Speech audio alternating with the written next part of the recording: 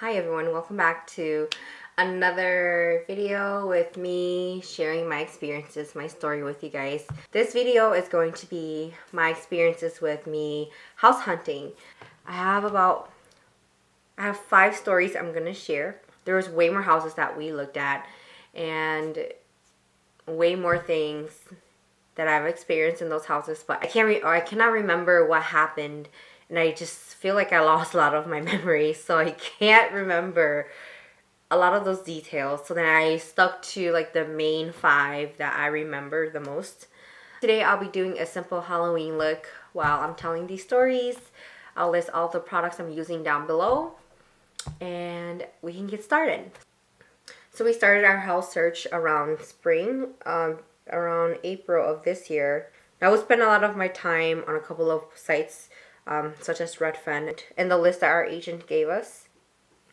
Oh, actually, there was another house I'm going to tell you guys. So this one is a super short story. There wasn't much to it, but it was a pretty old house and it was really nice. I'm really into like antique looking houses, so I was really into this one.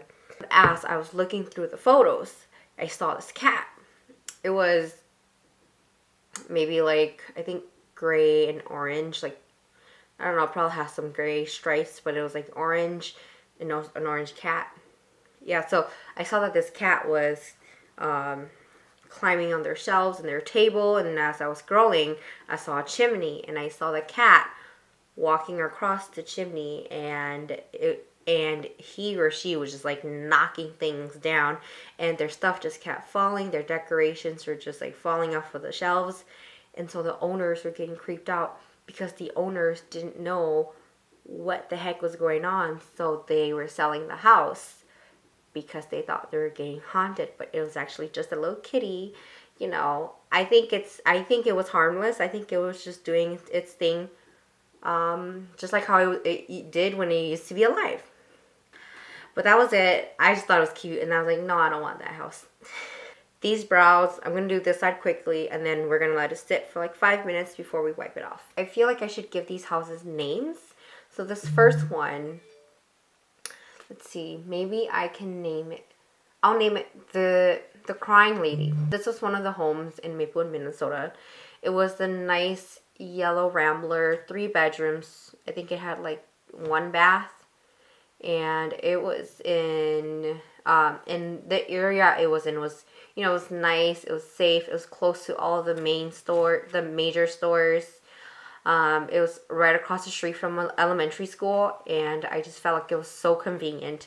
So then I was just scrolling through the photos, and I noticed that there was a 3D virtual tour, and I really wanted to do the virtual tour just so I can get a better view of what the house really looked like. As I was virtually touring the house, I started off with the living room, and I went to the kitchen, and in the kitchen was the basement door. So then I went down the basement door, and I went to check out the basement. The basement was a little bit outdated. The walls and the floor was really outdated. From the basement back upstairs, I went to the hallway, and I noticed that the hallway had a pink carpet, and I didn't realize that the whole living room also had pink carpet. If I were to get that house, I would rip off the carpet, and I wanted like neutral, more like something more modern. I decided to zoom out so I can see the layout of the house. In one of the bedrooms, the closet was, you know, a rectangle, but it was all blacked out. And for some reason, weirdly, it formed this girl crying. Like this lady, she looked like she was like in her 30s, and she looked like she was from the 1960s, it looked like she was like wearing a funeral gown or something. Like her dress had these like puff sleeves, and she had like that hat with like, I don't know, with that like a little fishnet covering hair, and she was just crying. I sent the link of that house to my sister, and I asked her, I said, zoom out and see if you see this lady. And she did it, so I screenshot it, and then I like drew the outline of her, and I showed it to my sister, and she could not see it. She couldn't see it. She's like, I don't know what you're drawing. She's like, it looks like a toilet. I'm like, what the heck?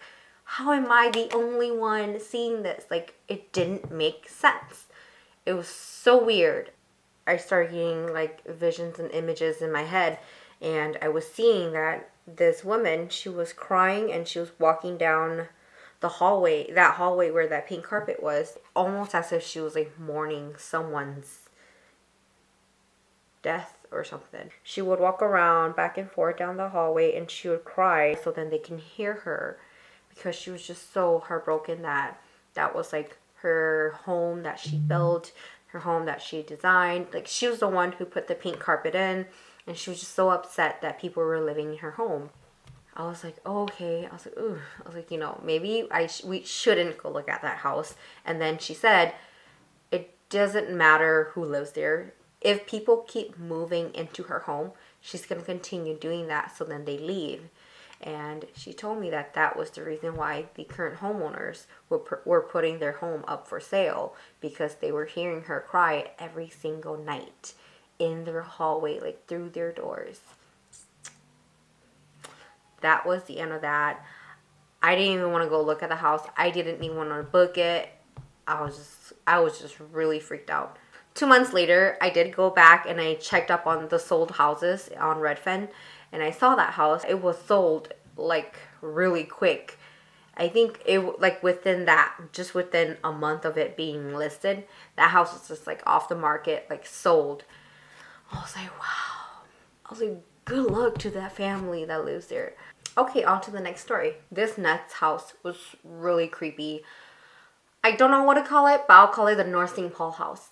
So this house was a 2-story, I think it was like a two or 3 bedroom, 1 bath house. And this house was, of course, listed in North St. Paul. It had a nice lawn, a nice backyard with like tall wood fences, and the whole yard was fenced. The house looks freshly painted.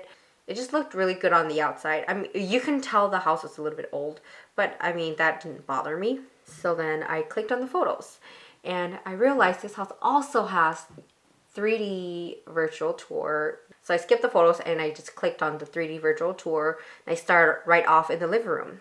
I moved the camera from the kitchen and I was facing the living room. And the living room was kind of small. It was probably like a 10 by 12 living room. Right through the carpet that looks like it was freshly installed onto the ground. Like, I felt like I was seeing like streaks of blood. And it wasn't just a little bit of blood. It was like a lot of blood.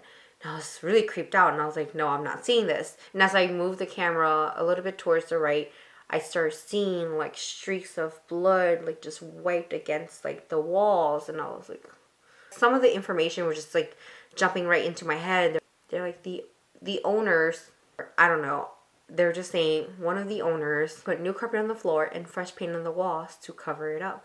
So they cleaned it up and then they covered it up. And I was like, I don't know if I can believe that. I'm just not gonna think too much about it. So then I turned the camera towards the kitchen and we just looked at the kitchen instead. When I saw the kitchen, I noticed that the kitchen was nicely updated. It was really modern. The kitchen looks really nice. I'm like, whoever fixed this house did a really good job. Everything slowly started changing to how the kitchen used to look like when the house was first built. And when I saw that, I was a little creeped out by it. I'm like, why am I seeing that? Like, why are they showing me this? Like, I don't want to see this. And I would see like 2 guys in like heavy coats and like boots. Like, it looked like rain boots, and they would always walk back and forth. And I was like, okay, well, I'm done with the kitchen, so I'm not going to look at it anymore. So I moved the camera back to the living room, and I went upstairs this time, and I wanted to check out the bedrooms upstairs. The upstairs wasn't updated. It had a fresh coat of paint. It was all white, but I was like, oh, it looks kind of creepy up here. Like, the bedrooms, it still had cabinets like in the walls, and it was just really old. Usually in bedrooms that are upstairs, like in the 1.5 stories, they have like a door, right? It's like a door to go to like the storage part of the attic. There's usually like a door, a small door there with like a little handle. So one of the bedrooms had that. and I was a little bit creeped out. I noticed that in that photo, that door was a little bit cracked open, just a little bit. And so I was like, oh, that's weird. Like, why didn't they close that door before they took these photos or before they did the virtual, like the 3D virtual tour? So the little door started to creak open just a little bit. And I saw a little girl in a white dress walk out. She had brown hair. She was very light skinned. She just walked out and she was looking all around the room as if she was looking for someone. She said something along the lines of she was hiding and like, are they here? Like, where are the girls? And then she went back in and then she shut it. I was like, you know. I was thinking maybe I'm imagining these things. There's nothing else in this home. Nope. And I looked and I saw a bunch of, not a bunch, there were like 5 girls. And they were just laying on the floor. They weren't fully clothed. They looked beat up, drugged. They just looked like they were 16 to maybe 21. When I exit out of it, I was like, okay, that was just in my thoughts. I was like, you know, I'm going a little crazy here. But then I decided, I was like, you know what? Maybe if I look at the photos, it'll be different. So I clicked on the living room photo and I still saw blood. And then I still saw the blood trail from the living room streaking all the way to the kitchen. And I still saw like finger like marks with like blood streaking along the walls. And I was like, okay, well maybe because I was thinking that already. So I went back to the kitchen. And I went to the kitchen and I saw blood like streaking across the floor. And I was like, okay. It was there for like 3 months. No one bought the home. I think it is sold now. So good luck to whoever owns it now. I wish you guys the best. But I'm not going to tell you guys which house it is. You know what? I think it's time we talk about a house that was actually not scary. Okay, this house, I'll call it the McKnight home. This house was in North St. Paul, right on McKnight in another street. It was like a corner home. This home was just, it was a yellow Rambler. It was beautiful. I mean, it was a yellow Rambler. I think about 2-3 bedrooms, 2 baths. I can't remember. This home was really, it was kind of outdated, you know. Like the wallpapers were still kind of like yellow and flowery. The living room had a big front window, and in the living room was only 2 recliner chairs. I think the recliner chairs were kind of floral-ish patterned. I can't remember. I can tell that both of the recliners were pretty old. Bedrooms, everything still had wallpaper on it. I feel like I was so drawn to the 2 recliners in the living room. Like I just kept going back to look at that photo. And as I was staring at that photo, I saw this cute couple, like this cute old couple. One was on the other chair, one was on the other, and they were showing me that when they have the recliners right next to each other, they would hold hands. Like they'll hold like a coffee mug on the other hand. And they were just a very happy couple. So the sun was like shining right through their window in the living room. The house was bright. And it just felt so warm. And I was just so happy for them. And I was so happy that I saw this house. I was like, you know, I really want to go see this house. I talked to my husband about this house. And I like the location. The only thing I didn't like was that it is right off of McKnight. And McKnight is a busy road. So I was kind of like scared in case my child was going to get on a bus and, you know, the cars weren't going to stop for them. The couple who lived there, they're telling me that they had a good life. They're really happy that they got to grow old in that home. They're going to give their blessings to the next family that moves in so then they can also grow old in that home. And they're just really happy. They weren't going to do anything to anyone who was going to move in. That really sold me. I was like, okay. I was like, you know what? I was like, I want this house. Like, I don't even care. Like, you know, initially, I didn't even want a Rambler. I was so against it. But then this house, this Rambler with the 3 bedrooms and that 1 or 2 bath, I was like, I have to have it because they were going to bless me and they're going to leave me alone, and I just wanted it. So we scheduled the booking with our agent, and before we even got to go see this house, it was already pending. We should just put an offer before we even went and saw it. I was like, no. I was like, you know, I don't think I was ready to do all the renovations anyway. But whoever got the house, I'm I'm excited for you guys. I'm happy for you guys. And that house never came back on the market. So whoever has it, I'm pretty sure they're just living their best life in that house with tons of blessings. Yeah. Our next home, I will call it the Victorian home. Maybe the Victorian guy in the Dayton Bluffs home. This home was in St. Paul, in the Dayton Bluffs area. And it was a 2-story home. It was all brick exterior. And the inside was well kept. It was still really nice and really modern. I think they did a little bit of renovations in the kitchen and in the bathroom. So we went and go look at it. It was me, my husband, my sister, and our agent. When we arrived, I looked at the window in the living room. And I was like, that's a nice window.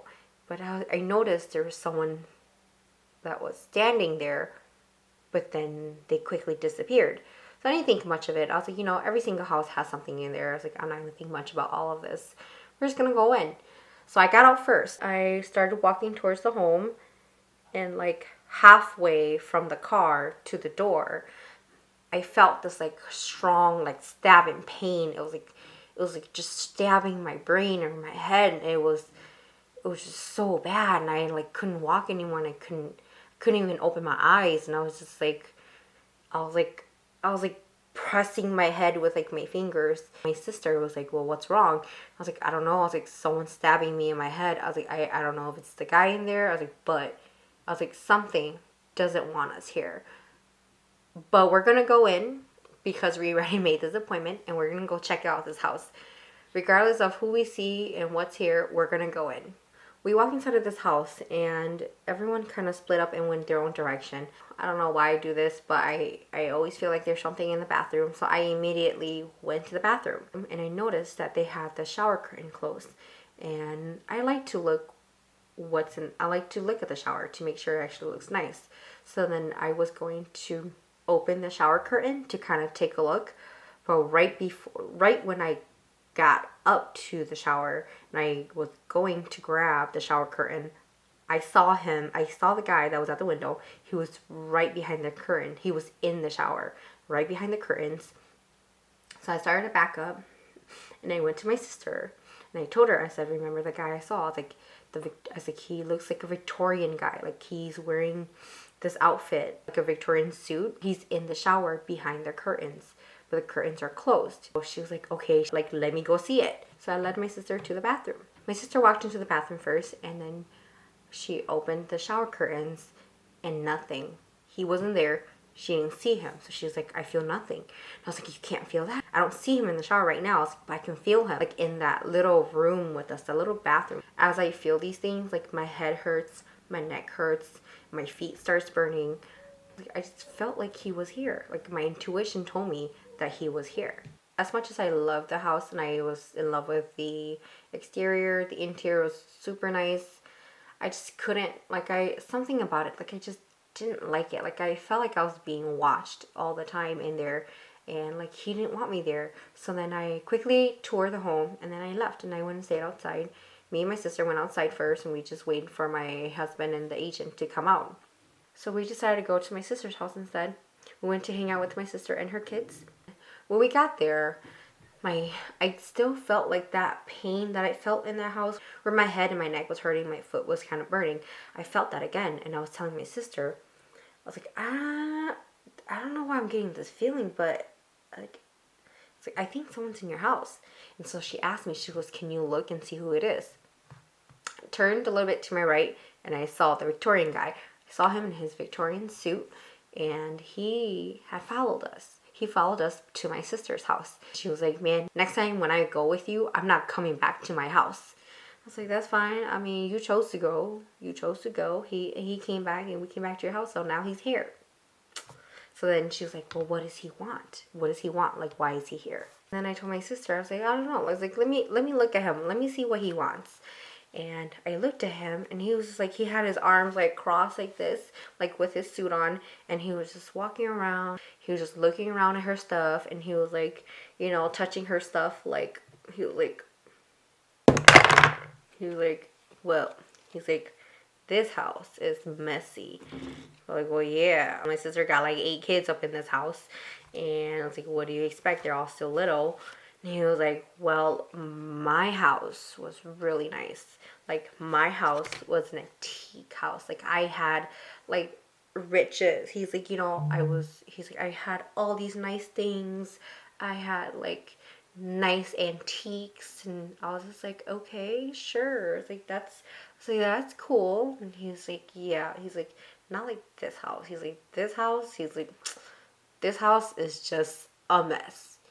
And he was just mad, talking shit about my sister's house. My sister was like, well, that's rude. I was like, heck yeah, that's rude. I mean, I was like, if he was to say that about my house, I'm like, bro, get out of here.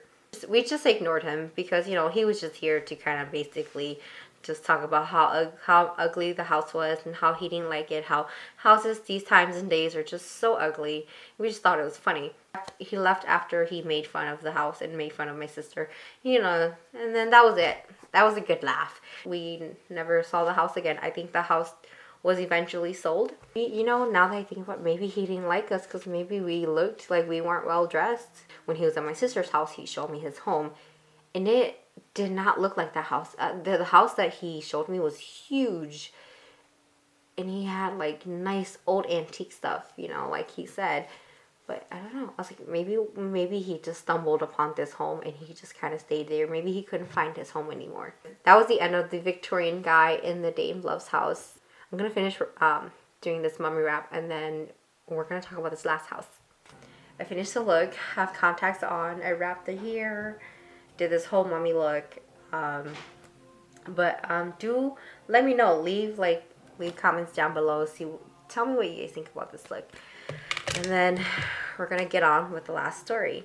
So this last house was a lake house. It was right across from Phelan Lake in St. Paul, and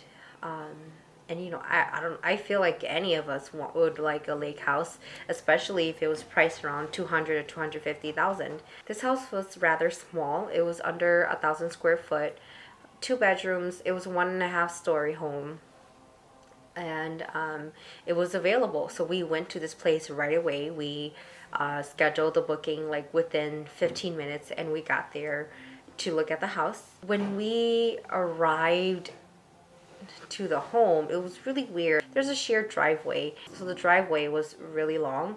Right when you enter, there's a little parking space to the left, and then if you keep on going, there's another parking space to the left, and then if you keep going, you're gonna go past the house that we went to go look and another house. So this was a shared driveway because it went to the back, and then there was 2 separate garages. There was one to the right that belonged to another house, and then one to the left, which was the one that we went to go look at. What I thought was really weird was the driveway, as it goes between both of the houses, it only fit one car, like one small car. And I was really confused, like, who would build a driveway like this? Like, these are 2 separate houses. It's so weird. And then my husband's like, I bet this house here to our right, which was a lot bigger. It was like a 2 or 3 story house. And he was like, I bet you that house used to own this house, the smaller house that we were going to look at. That's why the driveway was paved the way it is now. It's like telling my husband, like, you're really smart. I agree. I think that was the original owner, and they had maybe like a mother-in-law house or a guest house, and then they sold it, and now they're just 2 separate owners who shares one driveway. We decided to take a look around the house. Like, what we went to the back, it was kind of messy. It's like, it looks like no one's really taking care of like the trees or like the lawn. So we entered through the back porch. I think that was the main entrance because there was another agent and he went through that back door with his clients. So we went through that back door too. Right when you enter through those back doors, the basement door is right in front of you, and to the right is the kitchen. The kitchen was very, very tiny. So we walked through the kitchen into the living room, and the living room was very tiny too. It was just maybe 100 square foot or a little bit bigger. And then to the left was the main bedroom. And then I noticed there wasn't a bathroom door from the living room or the kitchen, and that's because the only bathroom was in that bedroom. So you had to enter that bedroom to go to that bathroom. That bathroom had a really wide door, which I thought was kind of weird. It had a really wide door. The shower, you can just like, the shower was just like floor level, and there was just a drain there. And then they had these round curtains there, and you would have to like go around to open it. Thought it was kind of weird. I was like, you know, this will be perfect for someone who is handicapped or maybe an elderly, because I feel like the bathroom is quite big enough for you to kind of stroll your wheelchair around. But anyway, you know, I was like, no, I was like, damn, I was like, you know, I'm just not loving this house. Let me go look upstairs. So as everyone was on the main floor, I went upstairs by myself, and this is a 1.5 story. That means upstairs was basically a bedroom because it's quite small. I got to the top of the stairs. I turned back so I can get a good view of the room, and I saw there was like a built-in shelf there.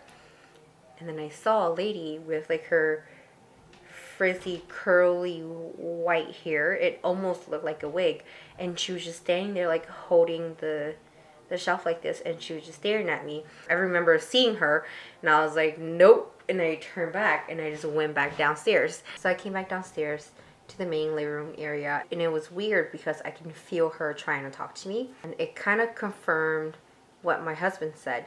You know, she kind of told me that yes, this was a house made just for her. This is a mother-in-law house or a guest house. She was in this house alone. That's explains why she has her own personal bathroom, and that is the only bathroom in the home. Explains why the kitchen was very small, living room was very small. I normally try not to talk to any spirits anywhere I go. I usually try to get them to just not see me. And then I don't know why, but I went to the basement. I went to the basement, and then I saw a recliner chair down there. It was in the corner facing the room. It was just like one room, and I think it was connected to the laundry room.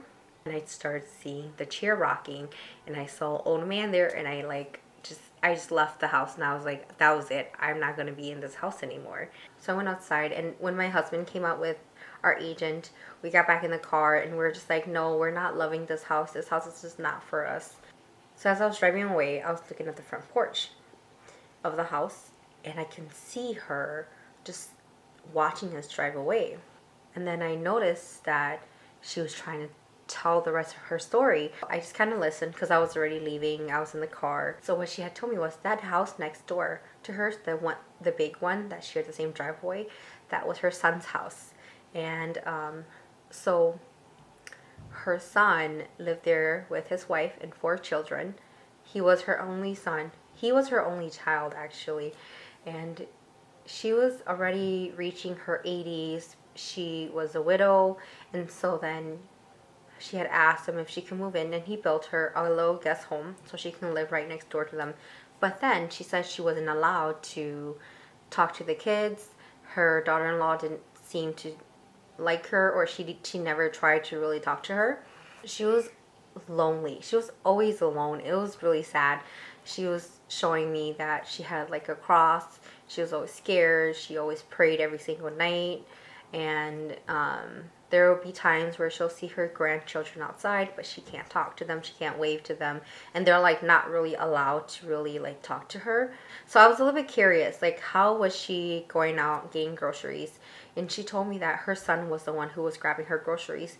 He'll go buy groceries and he'll leave it by her door. He'll grab her groceries every week and drop it off by her door, and then she'll take her groceries. And so that's how she was able to get her grocery shopping done. And then she shared with me that she passed due to old age and kind of like due to loneliness. She was just very heartbroken, and she left with her husband, who had already passed before her, which I'm thinking he was probably the one in the recliner chair in the basement. I asked her, like, who found you? Like, how did they know that you passed? Like, did your son find you? And she said that her son had bought her groceries that week, but she had already passed. And the next week, he bought her more groceries, and he realized that she didn't take in her groceries from the week before. That's when he took his keys and he opened the doors and he went in, and that's when he found her already passed in the house. and that was it. Our connection just kind of ended there. And I was just like, yeah, I was like, that's really sad. Like, you know, like I didn't know what to think of it. I tried to do a little research on that house, but I like found nothing. So I was just like clueless. Like I felt really bad for her. And that, my friends, that is the last of my house hunting stories. I do not remember anymore, and if I do, I'll make another video and I'll share that with you guys. For my next video, I am going to talk about my current house. If you follow me on Instagram, you already know what we did, what's been happening in this house. If you guys like this video, please give it a thumbs up. And if you want to see more videos like this, subscribe to my YouTube channel. Thank you for being here today. I love and appreciate all of you so much. I'll see you guys in my next video. Happy Halloween, and I will see you soon.